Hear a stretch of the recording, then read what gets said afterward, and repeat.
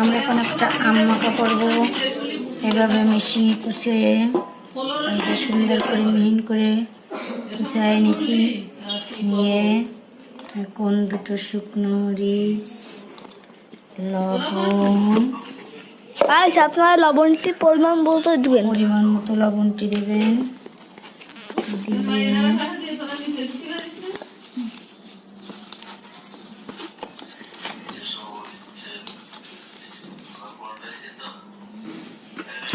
পরিমাণ মতো চিনি দিবেন।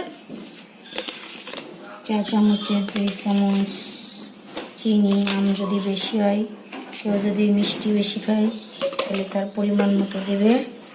দিয়ে আমটা মাখাবে, মাখায় খেয়ে দেখবে কত সুন্দর স্বাদ।